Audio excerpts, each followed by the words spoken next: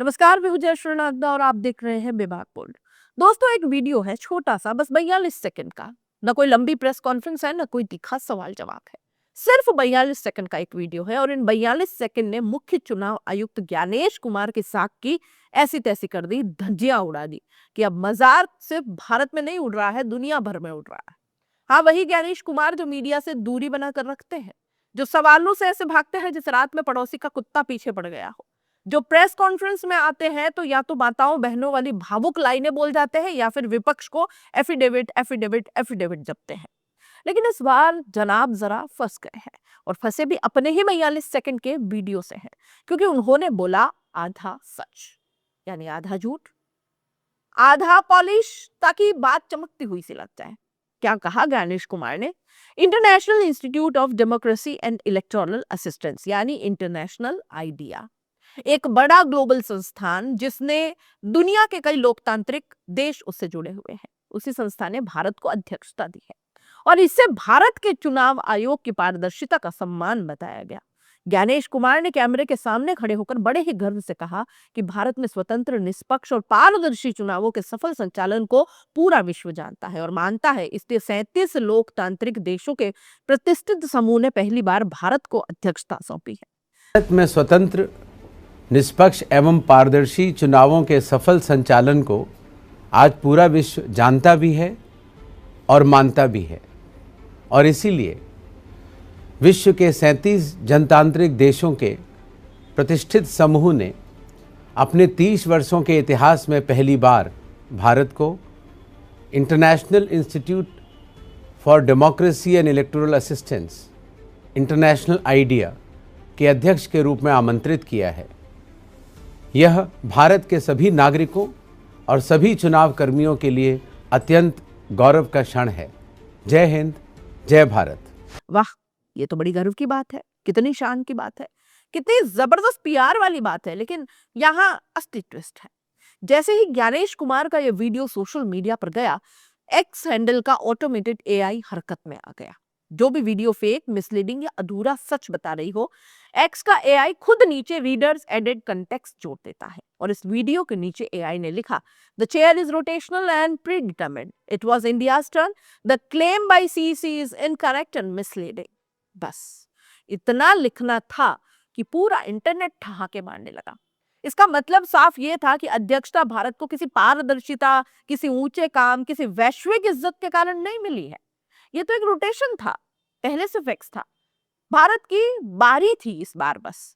ज्ञानेश कुमार हो या कोई और, ये चेयर भारत को 2026 तक वैसे भी मिलने ही वाली थी। लंबी बात को छोटा करें तो सिस्टम की घड़ी चली, नंबर आया, कुर्सी मिल गई, बस। लेकिन जनाब ने इसे ऐसे पेश किया जैसे चुनाव आयोग के प्रति अंतर्राष्ट्रीय प्रेम उमड़ पड़ा हो। लोगों ने ये बात यहाँ नहीं छोड़ी। अब तो हर कोई टेस्टिंग मोड में था। किसी ने ग्रॉक एआई यानी एलन मस्क का जो एआई है उसे पूछ लिया, क्या ज्ञानेश कुमार जो बोल रहे हैं वो सच है? तो ग्रॉक ने जवाब दिया, आइडिया का चेयरमैन 35 देशों के बीच हर साल रोटेट होता है। 2026 तक भारत की बारी तय है। चुनाव आयोग की कार्यशैली की वजह से कुर्सी नहीं मिली है। और हाँ, दुनिया भर में भारत के चुनाव आयोग की इज्जत रही है, लेकिन विपक्ष के आरोप और ईवीएम विवाद ने काफी सवाल खड़े कर दिए हैं। यानी दोनों एआई ने साफ कह दिया है कि ज्ञानेश कुमार जी ने बात थोड़ी पॉलिश करके चमका दी थी। फैक्ट वही नहीं था जो उन्होंने बेचा, बस फिर क्या था, लोग तो टूट पड़ते हैं। एक यूजर ने लिखा, जिस चुनाव आयोग पर अपने देश के लोग भरोसा नहीं कर पा रहे हैं, उसे दुनिया को मैनेजमेंट सिखाने चलना है। दूसरे ने एक मीम डाल दिया कि जिसमें चंडीगढ़ के कुख्यात मेयर चुनाव धांधलीबाज अनिल मसीह की फोटो लगा दी। नेक्स्ट ईईसी लोडिंग लिख दिया। लोगों ने फर्जी voter IDs, duplicate card, EVM सवाल सब कुछ जोड़ जोड़ कर ज्ञानेश कुमार को भयंकर तरीके से ट्रोल करना शुरू किया। कुछ ने वो मीम डाला जिसमें राहुल गांधी ने कोलंबिया की मॉडल की फोटो दिखा दी थी और उसी अंदाज में पूछा, ये कौन है?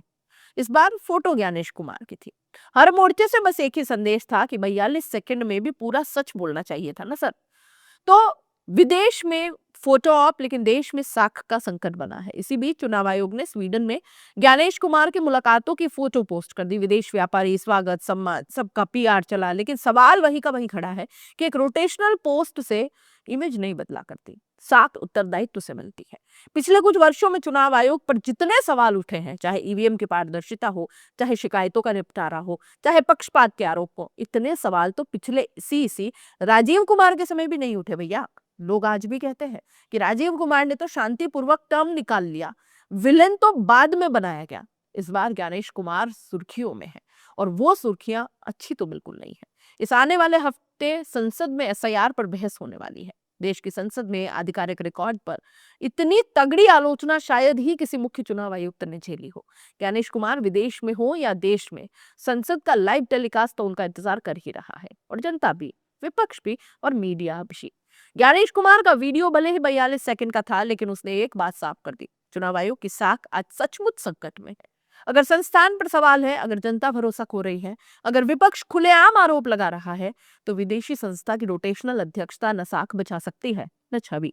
साख तभी बनेगी जब सवालों का जवाब दिया जाएगा, पारदर्शिता दिखाई जाएगी और संस्था खुद को जवाबदेह साबित करेगी। दुनिया की कुर्सियां सम्मान देती हैं, लेकिन भरोसा तो अपनी ही जनता देगी, और वो ही खो जाता है जब आधा सच आधा झूठ बोला जाता है। आप इस पूरे मामले को कैसे देख रहे हैं? अपनी राय कमेंट बॉक्स में लिख दीजिए। जाते जाते चैनल को लाइक, शेयर और सब्सक्राइब जरूर कर दीजिए। नमस्कार।